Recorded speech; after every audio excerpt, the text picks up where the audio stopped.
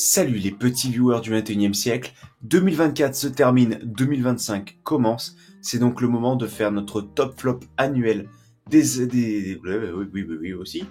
Ah, tu sens qu'il n'y a pas eu beaucoup de vidéos cette année sur la chaîne. C'est donc le moment de faire notre top et flop des films sortis cette année au cinéma ou en VOD, il y en a quelques-uns dans la liste. Nous commençons donc le bilan de l'année 2024 avec ce flop, mais ce n'est pas un flop comme les autres, parce que d'habitude vous avez des flops 10, des flops 5, mais là non, c'est un flop 20, parce qu'il y a beaucoup de merde cette année, et je pense que faut qu'on parle quand même de certains problèmes et de certains films qui vraiment nous ont fait perdre beaucoup de temps. Et d'argent pour certains. Ouais, vraiment, beaucoup trop de merde cette année.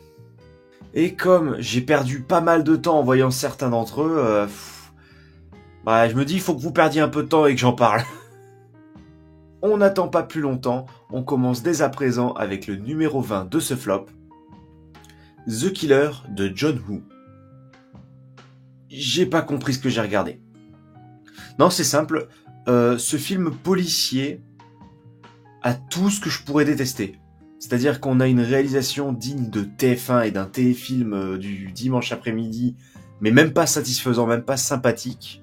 Les personnages sont tous archétypaux au possible, en plus d'être extrêmement agaçants, et ne sont pas servis par des acteurs qui clairement étaient impliqués. Omar Sy le premier. L'intrigue de ce remake étant extrêmement prévisible et inintéressante, j'ai pas grand chose de plus à dire, en fait c'est juste mauvais, vraiment. Surtout pour un John Woo, quoi. C'est ça le pire. C'est que le film n'est que flop 20, mais simplement parce qu'il y a vraiment des films qui sont de sombre merde après. Mais vraiment, celui-là, juste, c'est mauvais, et John Woo servant un mauvais film, je trouve ça déjà aberrant, et... Ouais, non, je veux plus voir ça, John. Je veux plus voir ça. Flop numéro 19, Borderlands. Non, mais qui espérait autre chose, Qui espérait autre chose de ce projet? Un film qui a été en enfer de production pendant des années. Eli Roth, j'ai beau avoir un bon plaisir coupable pour ce mec, il fait de la merde, on va pas se mentir. Hostel, c'était il y a longtemps. Une petite bande d'acteurs castés parce que leur nom était connu, je sais pas, Jamie Lee Curtis, Kevin Hart. Je comprends pas ce projet parce que vraiment, les acteurs eux-mêmes, j'ai l'impression qu'ils en ont rien à foutre, ils sont juste venus prendre le chèque. Kate Blanchett, c'est pareil d'ailleurs. Bon, de base, je suis pas fan des jeux vidéo Borderlands, mais honnêtement, vu comment les fans défoncent aussi ce film, je me dis que quelque part, c'est pas l'adaptation forcément que le problème, mais j'ai l'impression que ça en fait partie aussi. Non, parce que cette quête au MacGuffin qui va sauver l'univers que tout le monde recherche, mais on trouve finalement l'élu de la prophétie, etc. Non, niquez vos mères. Non, clairement, en 2024, en Big 2024, niquez vos mères. Ah, j'ai pas parlé des effets spéciaux qui sont immondes, et des péripéties qui sont soit absurdes, après ça colle avec les jeux vidéo, soit extrêmement lourdes parce qu'on dirait que ça a été écrit par un enfant de 4 ans qui rigole sur du pipi caca. Je vous le vends bien le film. Donc clairement ne perdez pas votre temps avec Borderlands, c'est une daube calibrée par Hollywood, que vous aurez très vite oublié. Moi-même, je n'ai aucun souvenir de ce film, à part des mauvais points. Ça veut tout dire. Flop numéro 18, Red One. J'ai l'impression que je vais dire la même chose que Borderlands en fait. C'est-à-dire qu'on a un film de Noël, donc déjà, de base, on part très mal pour moi, avec des acteurs... Bon, J.K. Simmons, ça peut passer, mais vraiment, Lucy Liu, Chris Evans et The Rock, on a tout fait pour que le projet me casse les couilles. Non, parce que Lucy Liu qui joue la meuf un peu badass, Chris Evans qui joue le mec un peu je me la pète, je me la raconte, un peu vantard, et The Rock le mec badass qui fait les mouvements stylés en balançant deux punchlines. Niquez vos mères. Oh, non mais vraiment, je pense que je vais être très vulgaire dans cette vidéo, c'est pas possible. Mais sans déconner, le Père Noël se fait enlever. Bon, à la limite, on peut se dire il y a un concept avec le Père Noël qui est dans une sorte d'entreprise finalement. C'est un peu un truc un peu corporate. Mais non, franchement, non, ça vaut rien du tout. C'est même pas divertissant. C'est ça le pire en fait. C'est que je n'ai même pas été diverti. J'ai tellement détesté ce film, il m'a tellement cassé les couilles, que à la moitié du film, j'ai dit j'en ai ras le cul, je vais le finir parce que bon, quelque part je suis un chômeur, j'ai que ça à foutre. Mais le truc c'est que je me suis dit non mais là faut que je passe le film en 1,25, c'est pas possible. Je ne peux pas. Je ne peux juste pas tolérer ça, c'est insupportable, vraiment. Non, parce qu'entre les 50 placements de produits et le reste, je peux pas. Non, parce qu'en fait, ce film, pour résumer, c'est simplement du contenu. Voilà. On va pas revenir encore sur les plateformes et leur système de production, mais clairement, on sent que c'est, je crois, Amazon Prime pour ce film-là, qui s'est dit putain, il nous faut du contenu, il faut qu'on bombarde pour que les gens regardent. Là, ça va être la période de Noël, faut du contenu de Noël. Comme la télé, ils mettent des téléfilms de Noël, nous on va faire un espèce de téléfilm de Noël bas de gamme. Et on va poster ça pile dans cette période, comme ça les gens regardent, ça fait du contenu, les gens restent abonnés, etc. etc. Donc Red One, en vrai, voilà.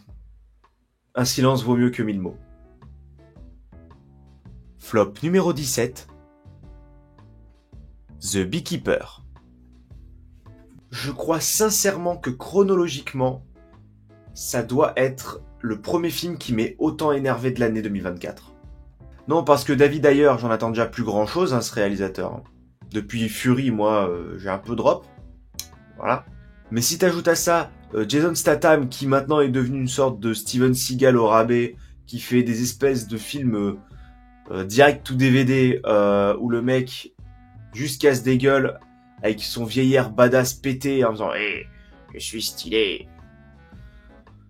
Jason, va te rhabiller, j'en ai marre. Non mais voilà, en somme, c'est vraiment la meilleure description que je pourrais faire du film.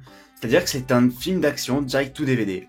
Donc ça inclut un scénario extrêmement prévisible et inintéressant, des acteurs qui cabotinent mais vraiment c'est même pas amusant, une course au MacGuffin prévisible, des antagonistes de merde, une réal peu inspirée, ce qui sous-entend donc une mise en scène complètement plate et chiante. Et le pire, c'est que c'est même pas prêt de s'arrêter parce que David Ayer et John Statham vont récidiver en 2025. Ma vidéo servira donc à rien. Donc pitié, ne voyez pas The Beekeeper parce que clairement, c'est une sombre merde. Je commence à me répéter, non ? Flop numéro 16. Rebel Moon, partie 2. Alors là, le truc, c'est que, attention, je vais parler de la version classique, la version cinéma du film, pas la version longue, la version courte. La version théâtrale, on va dire. Parce qu'il y a une version qui est sortie depuis, j'ai pas eu la foi de m'y mettre. C'est simple, ce film a le syndrome du partie 2. Ce que j'appelle du partie 2, c'est-à-dire que, en gros, là où le premier film était entièrement boursouflé de narration, mauvaise d'ailleurs, et était complètement l'acte 1 et l'acte 2 d'un film, eh bien, ce film-là, cette partie 2, est un acte 3 sur 2 heures. Donc c'est très chiant. Et long. Et si encore on pouvait espérer que peut-être Zack Snyder filmerait bien son acte 3, mais non, même pas. Non, en fait, non. Zack Snyder, il s'est dit, je suis connu pour mes ralentis, je vais les foutre n'importe quand et n'importe comment. C'est-à-dire qu'on a des moments où il y a une action qui se déroule, genre un mec qui va sauter, et d'un coup, ils vont mettre un ralenti pile pendant l'action, puis remettre la vitesse normale. Voilà. On a aussi des scènes d'action d'ailleurs qui sont complètement pétées, pendant lesquelles on voit que les coups sont pas portés, on se croirait à je sais pas, un spectacle du Puy du Fou, je sais pas, mais... Et encore, attention, j'ai rien contre le Puy du Fou, ne me frappez pas. Mais vraiment, on a des moments, je me rappelle, où les mecs mettent des coups de hache, t'as pas de sang qui gicle déjà, mais vraiment tu sens que c'est le mec qui donne des petits coups de hache pour pas faire mal aux pauvres petits figurants. Donc c'est vraiment un peu foireux. T'as l'impression que ça va faire un petit bruit de jouer pour chien. C'est vraiment nul à chier. À côté de ça, l'histoire, je vais même pas revenir dessus, mais bon, on suit toujours le même cap extrêmement prévisible, avec des personnages qui sont encore une fois des archétypes. Et ce qui est fou, c'est que j'ai quand même passé un film précédent de 2 heures à voir ces personnages, mais j'en ai absolument rien à foutre de ce qui peut leur arriver, hein. Ça, c'est vraiment le pompon, quoi. Parce que t'as des films, tu te dis, bon, j'aime pas le film, c'est une merde, j'aime pas les persos. Vraiment, le film va aller à un endroit, j'en ai rien à foutre de ce qui va arriver au personnage. Mais là, t'avais déjà un film avant. Donc, normalement, t'attaches au personnage, c'était fait. Là, ils ont beau essayer toujours de mettre des petits flashbacks, essayer un peu de te faire vibrer la corde sensible, mais rien du tout. Non.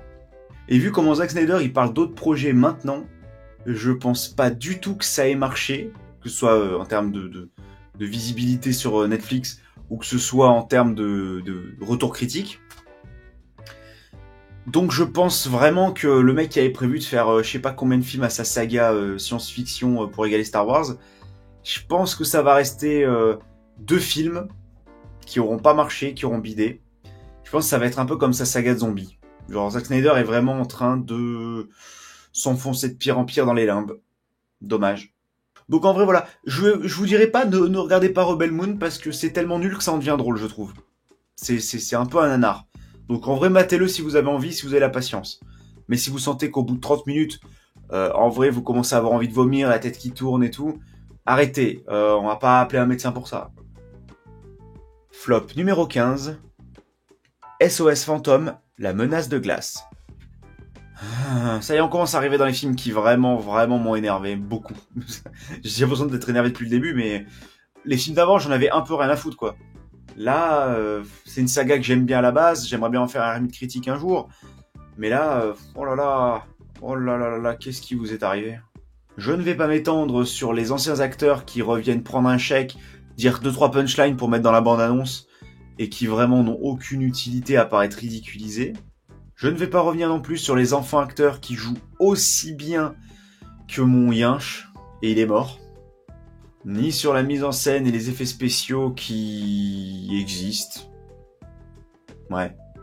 Et toujours pas sur le scénario qui est extrêmement mou, chiant, qui a plusieurs sous-intrigues dont on se fout complètement. Tout ça pour mener à l'arrivée iconique du méchant qui se fait détruire la gueule dès la première confrontation. C'est-à-dire que le monstre, le méchant, ne montre pas un minimum de puissance. Enfin, il en montre un peu. Faut montrer des plans pour la bande-annonce, tu vois. Mais en vrai, si on suit juste froidement le film, le méchant arrive. Oh mon Dieu, c'est la merde. Il arrive. Première confrontation, le méchant meurt. Alors tu vas me dire, oui, dans le premier SOS Fantôme, oui, Zool, il arrive et il se fait battre. Mais Zool avant, il y a eu les Cerbères de la Porte qui ont foutu la merde. Avant ça, il y a eu le Bibendum Chamallow, tu vois, il y a des trucs. On montre quand même la menace. Là, en vrai... Donc non, franchement, j'aimais pas trop de base déjà la version, le film juste avant du fils de Reitman, qui était un peu une sorte de Stranger Things SOS fantomisé, mais je le détestais pas non plus. Celui-là, par contre, c'est une sombre merde. Je crois que c'est le mot le plus vite de la vidéo, mais non, vraiment, ce film-là est vraiment horrible. Vraiment. Et je n'ai rien à retirer.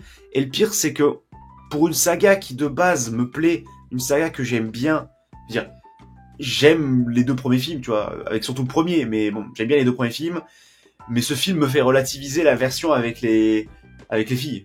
La version 2016, là, je sais plus qui c'est qui a réalisé, mais voilà. Cette version-là, je la relativise maintenant. Parce que ce film-là, le SOS Fantôme, la menace de glace, ne m'a rien inspiré. Ce film m'a laissé de marbre, m'a laissé de glace. Voilà. Petit jeu de mots. Donc voilà, franchement, je pars du principe qu'un SOS Fantôme, si je ne ressens rien à part un ennui profond et une envie de me barrer, c'est que ton film, tu l'as foiré, je crois. Donc si vous avez aimé le film, tant mieux.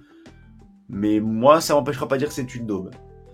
Donc vraiment, SOS Fantôme, la menace de glace, essayez le film si vraiment vous êtes fan de la saga, mais je doute que le film vous apporte quoi que ce soit.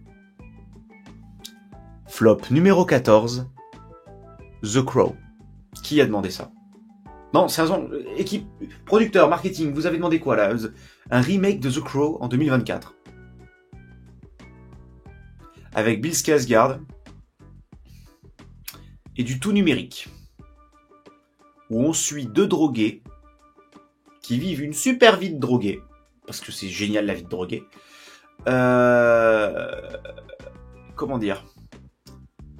À partir du moment où ton méchant, c'est le méchant de X-Men Origins Wolverine, déjà tu perds clairement en charisme.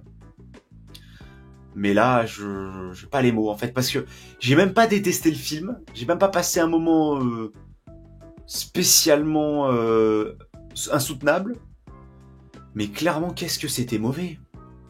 Je veux dire, le film avec Brandon Lee avait un minimum d'aura, et je crois que d'ailleurs c'était peut-être un remake, j'ai peut-être une connerie. Mais le film avec Brandon Lee au moins avait une aura, il y avait le côté avec le mystère entourant la mort de l'acteur. Du coup, ça avait forcé à faire une réalisation qui était plutôt mystérieuse, plutôt mystique. Donc, ça rendait le film un minimum sympathique.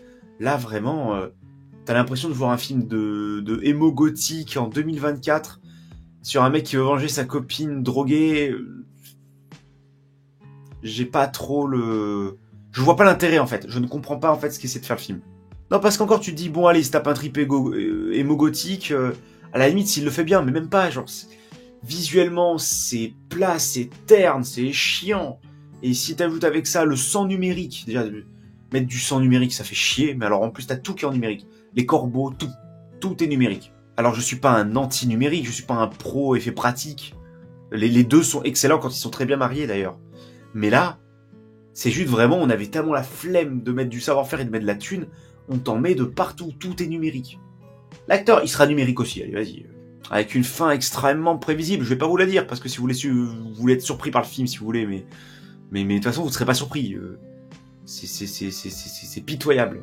Parce qu'avec un concept comme ça, tu pouvais au moins avoir un film sympa qui est en mode, oui, il y aura moins de l'action sympathique, du bon cassage de bouche, un truc un peu gore et tout. Parce que du coup, dans un film soi-disant émo gothique, même pas. C'est-à-dire qu'un film qui se veut, oh là là, trop émo, trop dark, il est putain de sage. Putain, même SOS Fantôme, la menace de glace, avait quelques plans que je trouvais déjà plus flippants. C'est dire. Ouais, non, franchement, The Crow, mais pourquoi ce projet? Mais même le réalisateur du film avec Brandon Lee, il a dit, mais pourquoi ce projet? Pourquoi?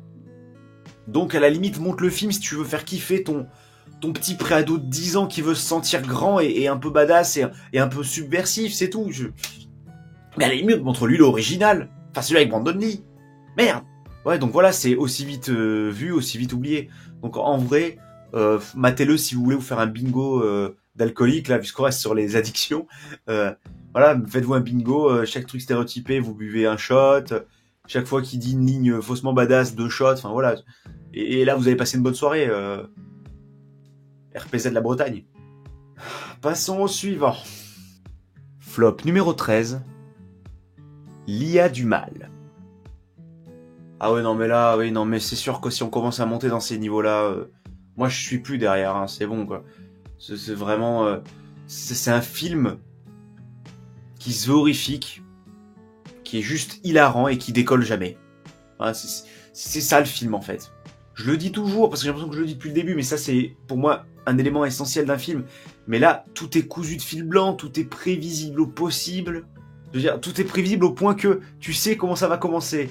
Ils ont l'IA révolutionnaire, au début elle va résoudre les problèmes, c'est super, puis il y aura des trucs un peu bizarres, puis elle va dépasser les bornes, puis on va vouloir la débrancher, mais au final elle est branchée autre part. Je vous jure, face au genre horrifique, les mauvais films, je commence à y être tellement vacciné, qu'en vrai, je n'ai même pas d'énervement, j'en rigole, c'est pas possible. En fait, j'ai l'impression que ce genre de films, maintenant, ils sont écrits sous IA. C'est pas possible qu'aujourd'hui des êtres vivants, des êtres humains, des êtres sentients, des êtres doués d'intelligence, qui sont scénaristes quand même, parce que les mecs sont pas scénaristes chez eux dans leur chambre. Les mecs, c'est leur taf. Donc les mecs quand même, ils sont employés pour être scénaristes. Ils sont recrutés, ils ont dû faire leurs preuves. Comment des mecs comme ça sont capables de nous pondre des trucs qui ont des poncifs qu'on a tellement vus, j'ai l'impression qu'on a juste une structure narrative devant nous. J'ai l'impression que, à la place du film, en fait, à la place des sous-titres, t'as une frise chronologique. Et avec, tu sais, les différentes parties du film. C'est acte 1, ils découvrent le truc. Acte 2, parce que c'est pas possible. En fait, ils appliquent le plan à la lettre. C'est pas possible. Donc, soit c'est écrit par les producteurs et pas par des scénaristes, soit c'est écrit par l'IA, mais c'est pas possible. Sortir un truc comme ça, c'est impossible. Donc, en vrai, j'ai rien à dire de plus. J'ai rien à donner de vraiment intéressant sur le film, quoi. Les acteurs sont tout au plus présents et voilà, et la mise en scène, il y en a pas. Ah, un autre stéréotype, on suit une famille de base avec le gentil père de famille, la mère gentille aussi, la fille victime de harcèlement et le petit gars qui veut un copain et qui est un peu insociable. Voilà. Donc voilà, non mais franchement, l'IA du mal. Ouais, comme le film précédent, matez-le pour faire un bingo des stéréotypes. Parce que là, je vous jure que vous allez finir avant la moitié du film, qui est pourtant très court. Vous allez finir par terre.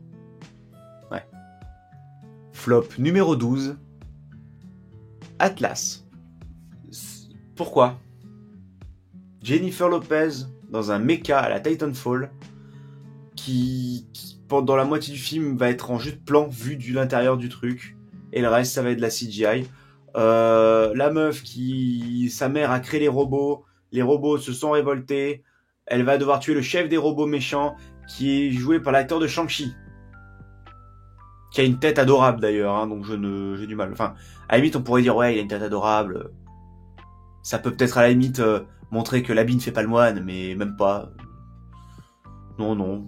Sans déconner, Netflix, vous pouvez pas arrêter d'investir sur des projets de merde comme ça. Quand t'as vu des films comme Pacific Rim, par exemple, voir une meuf dans un méca de 5 mètres dire je suis non-genré et commencer à faire une aventure qui est aussi chiante que mal filmée et aussi grise, parce que putain, l'image, les frères Rousseau, vous avez du sang sur les mains, hein, parce que les films, depuis que vous en faites, le nombre de films grisâtres avec rien, c'est plat comme image, j'ai jamais vu ça, quoi.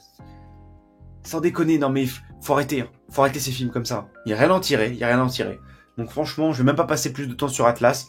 Vraiment, ne le voyez pas, parce que si vous le voyez légalement, du moins, c'est directement des vues pour Netflix qui pensent que vous avez aimé le film parce qu'ils s'en battent les couilles. Eux, ils comptent vous avez aimé parce que vous avez vu le film. Donc ne perdez pas votre temps. Clairement, une sombre merde.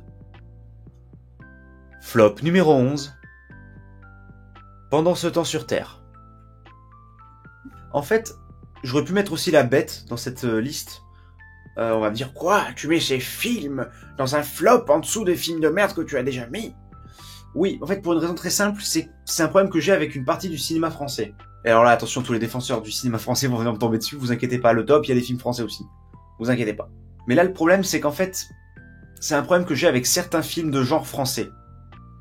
Je ne comprends pas pourquoi ces films-là ont un pitch absolument génial, super sympa, mais ne l'exploitent pas réellement. C'est-à-dire que ce genre de film, on te met un concept de science-fiction, du genre, tu peux vivre une vie alternative ou voir tes réincarnations passées, tu dis waouh, pas mal, le concept il est cool. On peut te dire oui, ton proche il est à 10 000 milliards de kilomètres, il a disparu. Moi je suis une espèce de créature sentiente qui sait où il est, je peux te le faire revenir si tu me laisses prendre contrôle de plusieurs corps humains. Tu dis waouh, il y a des concepts. Mais en fait, on prend ces concepts et on en fait un film français. C'est un gros mot de dire ça, je sais, mais je m'explique. C'est-à-dire qu'on prend ces films, on prend un personnage féminin qui va chialer la moitié du film, et on essaie de t'intellectualiser ça, on essaie de se donner un genre un peu prétentieux, en vous mettant plus le trauma sur le personnage principal que le réel concept du film, on ne l'exploite pas réellement, je trouve, et c'est vraiment dommage. Alors ok, montrer l'affect du personnage pour ce qui se passe, c'est primordial, j'entends. Mais essayer de faire cache-misère en ne montrant que ça, et en exploitant même pas le concept même de ton film, je trouve ça mais triste, quoi. C'est ça le problème que j'ai avec ces films, c'est qu'en fait, j'ai l'impression qu'ils veulent se donner un air élitiste et un peu prétentieux, et moi ça me gêne en fait. C'est-à-dire que j'ai l'impression de voir ce mec, aux soirées, qui fume pas parce qu'il veut fumer, mais il fume parce que ça le donne cool. Tu vois, c'est pareil, j'imagine le réal, tu vois, qui prend l'actrice principale, celle qui a toujours des larmes aux yeux, et il dit, vas-y, pendant cette scène-là, fume une cigarette. Ça va être stylé, ça va te donner un genre, le... Brandon n'est plus là. Putain de monde de merde. Tu vois, c'est vraiment, je peux pas. Ce truc-là, je ne peux pas, je suis désolé. Après, c'est peut-être moi qui ai un problème avec les actrices que vous choisissez pour ce genre de film, parce que je trouve toujours leur personnage principal antipathique. Alors le film essaie de te créer une espèce de poésie ambiante qui est pas totalement échouée, hein, c'est quand même présent. Mais le problème de ces films aussi, c'est qu'ils ont un rythme absolument soporifique. En tout cas sur moi. Je trouve vraiment les films extrêmement lents. Et je peux pas.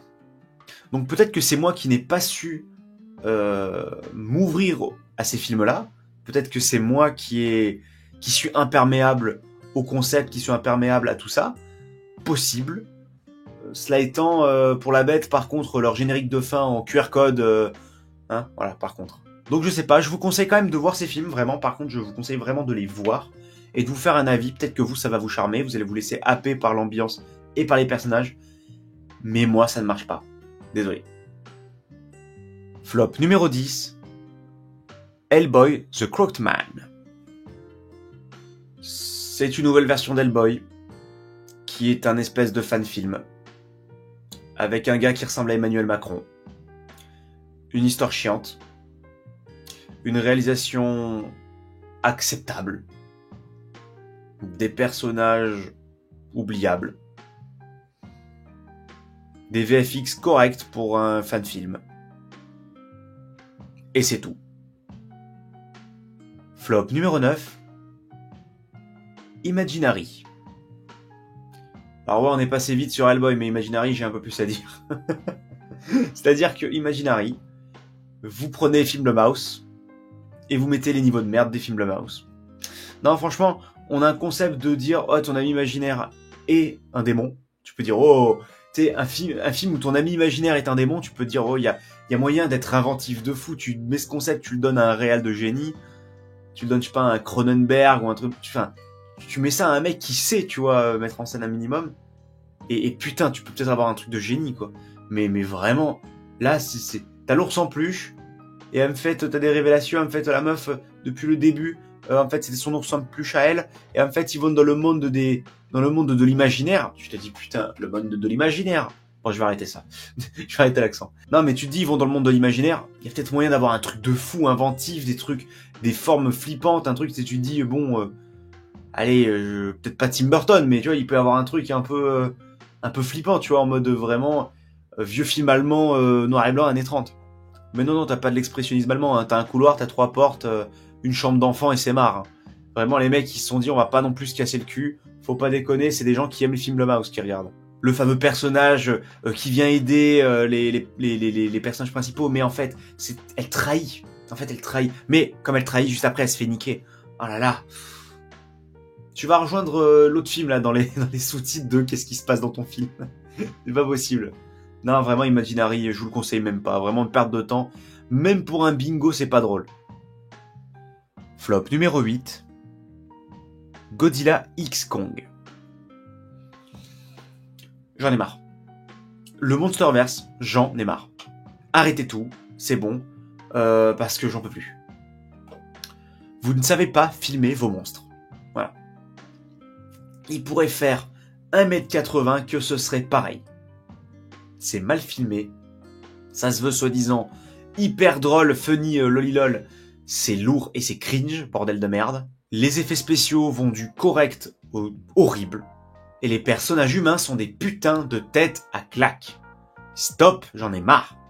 Je sais même pas si j'irai voir un film du Monsterverse de plus. Parce que là, vraiment, celui-là m'a tellement poussé à bout. Émotionnellement, j'en avais tellement marre, j'en ai eu tellement mal au crâne. Que putain, je sais pas qui aime ça. Parce que faut aimer se faire du mal. Franchement, achète-toi des pinces et une batterie de voiture, mets-les au téton, t'auras la même sensation. Non, parce qu'en fait, le film, je sais pas ce qu'il veut être. Il veut être badass, il y arrive pas. Il veut être drôle, il est malaisant. Il veut être fantastique, impressionnant, non, même pas. Donc franchement, Godzilla X Kong, le Monsterverse est une saga qui n'a fait que s'enfoncer. Dont je ne retiendrai que le premier de Gareth Edwards, parce que lui, il savait filmer le gigantisme. Donc j'ai hâte de voir lui sur Jurassic World. Parce que la Godzilla, récemment, moi je reste sur Shin Godzilla et Godzilla Minus One. Godzilla X Kong, stop. Même les Japonais, ils ont honte de vous. Là, vous leur balancez un deuxième Hiroshima dans la gueule. C'est pas bien. Je vous jure, c'est terroriste comme film. Flop numéro 7. Le Molière imaginaire. Alors de base, j'attendais un peu le film quand même. J'étais un peu curieux. Mais clairement, j'ai passé un très très mauvais moment devant ce film. Laurent Lafitte en Molière, c'est toujours réussi, parce que de toute façon, je pars du principe que Laurent Lafitte, dès qu'il joue un putain de rôle, il est génial, parce que c'est un acteur que je trouve excellent personnellement. Mais il y a plusieurs aspects dans le film qui m'ont réellement dérangé. Déjà, on a voulu peut-être mettre un peu trop en avant l'aspect vulgaire de Molière, en mettant vraiment de la nudité et un aspect un peu libertin qui, moi, m'a paru extrêmement forcé. J'ai personnellement trouvé ça surtout extrêmement tape à l'œil, juste pour essayer peut-être de choquer, de faire parler et d'essayer de dire « Ah, vous avez vu, on est subversif avec notre film ». Et j'ai vraiment pas apprécié ça. On suit les dernières heures de Molière et franchement, à part cet aspect-là du film qui pouvait être vraiment sympathique, je trouve qu'on n'a pas grand-chose. Les personnages secondaires sont un petit peu trop présents et trop effacés à la fois. C'est-à-dire qu'en fait, d'un côté, on nous présente les persos secondaires, leur motivation, ce qui les définit, mais à la fin, on n'en fait pas grand-chose, puisque Molière meurt et à la fin, on te montre pas ce qui se passe après, ni rien. Donc franchement, en fait, j'ai l'impression que on avait un concept, on a brodé autour, et c'est tout. Les autres acteurs sont assez théâtraux, je trouve, ce qui fait que parfois, je trouve qu'ils cabotinent beaucoup trop. Donc, entre autres, par exemple, parmi les 3 spectatrices qui, je pense, sont des espèces de vestales, enfin des espèces de prêtresses de la mort, je pense, parce qu'elles sont beaucoup trop au courant, elles sont beaucoup trop conscientes qu'elles se trouvent dans une histoire. Donc, le concept était cool, mais je trouve l'acting vraiment too much. On a entre autres, je sais plus comment elle s'appelle l'actrice, celle qui jouait la principale dans Soda, la série avec Kev Adams, qui fait une sorte de vestale qui rigole tout le temps, une espèce d'euphorie. Molière va mourir ce soir. J'ai l'impression de voir Isma de Cusco, mais en version too much. Donc vraiment, c'était horrible. L'aspect vulgaire d'ailleurs s'arrête pas à la troupe de Molière parce que les spectateurs et tout. Je sais qu'on veut te montrer un peu le côté décadent, mais là, ça en devient vraiment trop. Tu vois, c'est vraiment trop lourd, je trouve. Donc franchement, voilà, le film, je retiendrai personnellement la prestation de Lafitte qui vraiment est aux petits oignons. Mais le reste est vraiment pas réussi et moi, ça m'a fait passer vraiment une mauvaise séance. Voilà. Flop numéro 6. Madame Web, Kraven le chasseur et Venom the Last Dance. Ouais, non, là j'ai fait la triplette, le Sonyverse, 3 films cette année, 3 merdes. Je suis allé, j'ai me fait un tir groupé. Parce qu'il faut vraiment arrêter ces conneries là. Le moins pire étant Venom 3. Déjà, ça donne le ton. Venom 3 qui est un chouïa moins dégueulasse que le 2. Mais c'est pas non plus une réussite.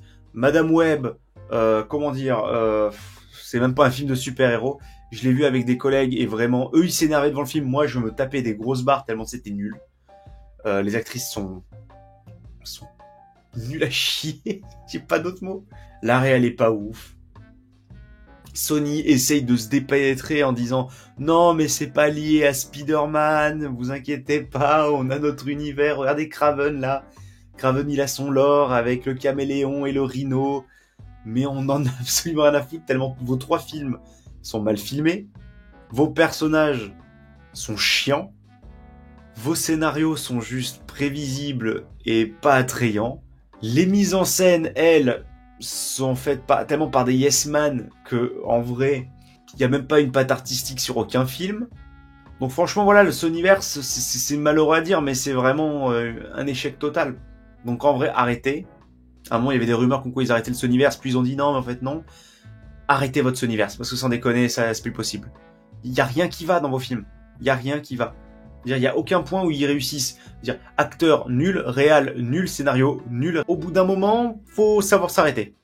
Quand on perd au jeu, faut savoir arrêter de miser. Là, c'est ce que vous devriez faire. Flop numéro 5. Les intrus et les cartes du mal.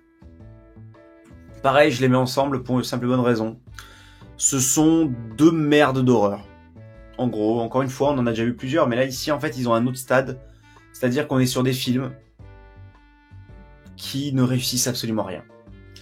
D'un côté, on a Les Intrus, qui est un film... Comment parler des Intrus ? C'est un remake, qui est une partie 1, qui n'est pas précisé d'ailleurs dans le titre français, où on est sur le stéréotype de base du film, où un couple arrive dans un village, où les mecs sont chelous, et viennent profiter d'eux et les tuer. Globalement, là, en 10 secondes, je t'ai résumé 1h30 ou 2 heures de film. Voilà. C'est tout. Il n'y a pas de mise en scène. Les acteurs sont pétés. Tu ne flippes pas une seule seconde. Tu ne te poses même pas la question de pourquoi ils font ça. Tu t'en fous. Clairement, parce que le film coche tellement toutes les cases navrantes du stéréotype que, en vrai, voilà. On pourrait essayer de se dire, putain, un film, il pourrait cocher les stéréotypes pour faire un hommage, pour essayer de se réapproprier les codes du film d'horreur, mais même pas. C'est même pas un film qui rend hommage. C'est un remake pas intéressant. Et de l'autre côté, Les Cartes du Mal, c'est un film qui ne sait même pas s'il veut être drôle ou s'il veut être horrifique. D'un côté, le film, il essaye de faire des trucs, il essaie d'avoir un concept avec le tarot, il essaye de dire, allez, on va faire un truc un peu flippant et tout, mais même pas, en fait. Après, très vite, il va dans l'humour, avec des acteurs de Spider-Man, des trucs comme ça, et laisse tomber. En fait, laisse tomber. À ce moment-là, laisse tomber. Le film, tu veux être à la fois drôle et trash. Le problème, c'est que c'est pas à la portée de tout le monde. Et quand ton film est putain de sage en termes d'horreur, ne montre pas la mort de personnages pour les faire revenir à la fin de manière random, etc. Enfin, franchement, t'avais 2-3 bons designs de monstres, parce que du coup, les monstres sont les monstres du jeu de cartes de tarot. Du coup, ils meurent suivant les cartes qui ont été tirées. Tu dis, le concept peut être cool, mais vraiment, ça ne va jamais plus loin. Les monstres, des fois, ont des gueules qui sont plutôt cool, mais ils en font rien. Donc peut-être que le scénario était sympa sur le papier, mais que l'exécution est foirée, mais en tout cas, ce qui est sûr, c'est que le film est une merde. C'est malheureux, mais les films d'horreur, il y en a des très mauvais cette année, et vraiment, ces deux-là sont pour moi sur le summum, on va dire la cerise sur le gâteau de merde. Voilà, il n'y a rien qui va. Acteur néant, réal, mise en scène, peur, ambiance, tout est foiré. C'est triste, mais c'est comme ça. Numéro 4, Chien et chat. Chien et chat, vraiment. Franck Dubosc et je ne sais plus son nom, voilà, qui vraiment recherche un chien qui a mangé un diamant que Dubosc voulait voler, et elle est instagrammeuse et elle veut récupérer son chat. Les deux faits en images de synthèse et doublés par des star talent. Ouais, voilà, je peux pas faire pire. En fait, je peux clairement pas faire pire à imaginer. C'est vraiment c'est pas drôle, c'est gênant, c'est mal filmé, les effets spéciaux sont moches. Tout le scénario tient sur un dé à coudre et le film voulait être drôle. Donc je pense que vu que l'objectif de base du film il voulait être drôle, mais il est navrant, à partir de ce moment-là, quoi dire de plus ? Le film foire tout ce qu'il va entreprendre.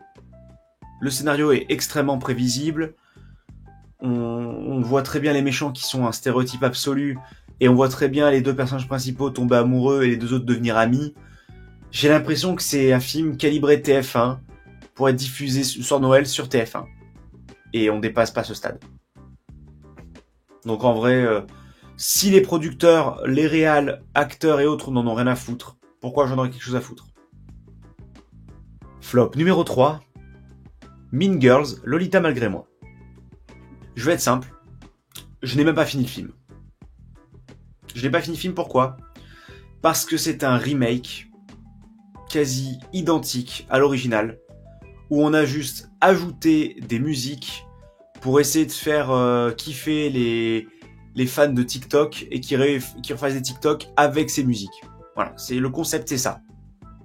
Et pour le coup, c'est foiré, c'est nul à chier, les musiques sont pas entraînantes pour un sou, donc en fait, c'est une merde. Voilà.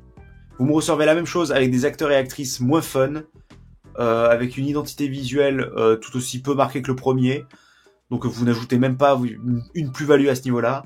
Non, vous refaites la même chose avec des musiques nulles. Next. Flop numéro 2, Vaiana 2. Putain, j'avais adoré le premier Vaiana. Pourquoi avoir pris une mini-série faite pour Disney+, avoir arnaqué du coup les animateurs, avoir compilé le truc et l'avoir posté en film. Ça, pourquoi avoir fait ça ? Alors oui, pourquoi ? Je viens de comprendre, oui, le film est en train de buzzer partout, est en train de niquer tous les records, mais putain, pourquoi ce film il buzz, putain ? L'histoire est clairement une espèce de saison 1 avec une prévision de saison 2, donc un Vaiana 3 du coup en saison 3. Mais voilà, l'animation est clairement en dessous. On a clairement pour moi un drop en termes de qualité d'animation et qualité de texture. Le rythme est affreux, vraiment. J'ai l'impression d'avoir un rythme vraiment d'avoir plusieurs épisodes de série télé bout à bout.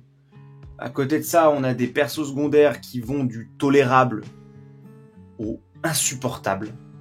Les personnages n'accomplissent rien dans le film parce que les méchants qu'ils affrontent sont toujours là à la fin et pour les affronter dans un 3. Alors certes, ils accomplissent leur quête de base de retrouver le centre de la mer, je sais pas quoi, qui crée qui relie toutes les îles du monde ensemble pour se retrouver. Bon, à la limite, ça, ils le réussissent, je veux bien, mais bon, je veux dire, à la base, on me met un antagoniste, tu vois, voire deux, et aucun n'est vaincu. Du coup, en fait, ce qu'ils ont réussi dans le 2 va peut-être être remis en cause dans le 3, je sais pas. Les chansons sont pour la plupart oubliables ou navrantes, à part la chanson de Maui quand il encourage et qu'il entraîne Vaiana. Et l'humour est vraiment lourd. C'est-à-dire que tu mets une fois la blague du poulet qui... oui, mais là ils me la mettent 2 ou 3 fois, plus ils font pareil avec un animal qui a une cri de chèvre. Et là, à partir du moment où tu mets un animal qui a un cri de chèvre, c'est bon quoi, j'en ai marre.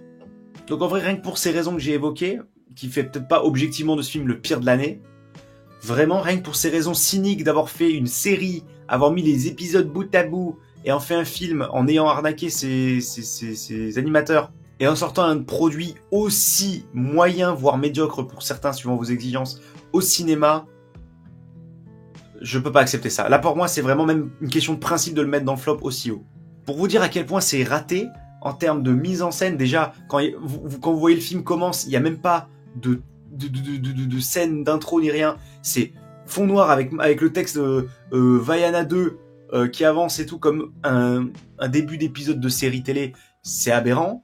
Mais en plus, si vous captez que la plupart du temps, les personnages sont tous filmés en plan moyen, il y a très peu de plans d'ensemble, il y a très peu de plans larges, de paysages et tout. Ça, en fait, vous voyez tellement que ça a été réalisé pour la télé. C'est un truc de fou. Ça a été réalisé pour la télé et on l'a mis au cinéma. C'est vraiment Disney qui revient dans ces espèces de suites direct ou DVD ratées et mal animées. Parce que là aussi, comme j'ai dit tout à l'heure, il y a un gap entre l'animation du 1 et du 2. Ça en devient dérangeant.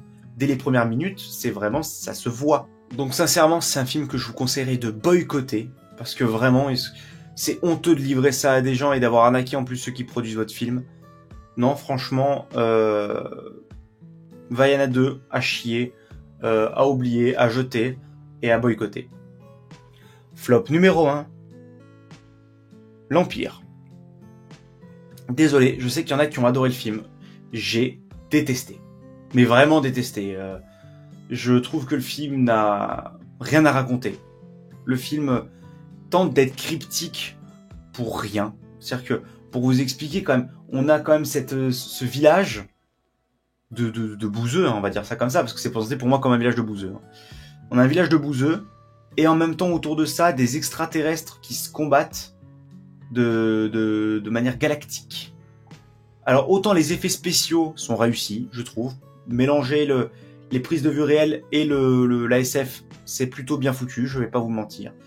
Mais ça ne raconte tellement rien, ça a tellement juste un concept que ça étire en longueur comme pas possible, et ça joue juste sur un décalage entre des bouseux du Nord-Pas-de-Calais ou de la Picardie ou je ne sais d'où, désolé, excusez-moi si vous me regardez de là-bas, c'est l'impression que ça donne. Le film se vend juste sur le contraste entre ces bouseux et le côté SF galactique. Je ne vois pas ce qu'il y a d'autre à en tirer, vraiment c'est nul. Je trouve la mise en scène peu inspirée, à part à quelques moments où j'avoue que c'est joli, mais ça se base en grande partie sur l'exploitation des effets spéciaux, donc est-ce que ça compte réellement? Je ne sais pas. Et à côté de ça, on a des scènes de cul qui sont trop longues, vraiment. On a des scènes, enfin moi c'est ce qui m'a marqué, après ça fait un moment que j'ai vu le film, donc j'avoue, c'est ce qui reste dans ma mémoire, mais vraiment on a des scènes de cul de, je crois, peut-être 5-10 minutes. De juste eux au loin, genre vraiment un plan très large, avec deux personnes au loin, qui sont en train de baiser. Je dis au bout d'un moment, tu sais d'être subversif, c'est quoi le film? Je ne comprends pas ce que tu veux faire. C'est vraiment... je ne saisis pas l'objectif du film. Il a un concept, il a un contraste, et ça va pas plus loin. Et moi, personnellement, je me suis fait chier comme un rat mort, et ça a été vraiment le film le plus pénible à voir de l'année, sans aucune hésitation, vraiment... j'ai détesté, je suis désolé, vraiment l'Empire. On essaie de se donner un genre cinéphile. J'ai l'impression de voir un film de personnes qui sortent tout juste d'école de cinéma. Et ça me fait chier. Il y a un concept, on aurait pu avoir un film vraiment cool avec le concept qui était celui de l'Empire. Mais au final, on a vraiment un film chiant et en plus qui dépasse jamais son concept, qui s'étire sur je sais plus combien de temps. Des années. Le film dure des années pour moi. Voilà, donc vraiment l'Empire, je suis désolé, je ne vous le conseillerais pas. Voilà, c'était donc le bilan négatif de l'année 2024, le flop 2024. On se retrouve très vite pour le top. J'espère que le flop vous aura plu, vous aura intéressé. N'hésitez pas à donner votre flop en commentaire et je serai ravi de débattre avec vous si je suis d'accord ou pas. Et n'hésitez pas d'ailleurs à dire si vous êtes d'accord, ce que vous pensez réellement de mon flop et des arguments que j'aurais pu avancer. Je vous remercie, c'était Crazy Bud Studio. Salut tout le monde.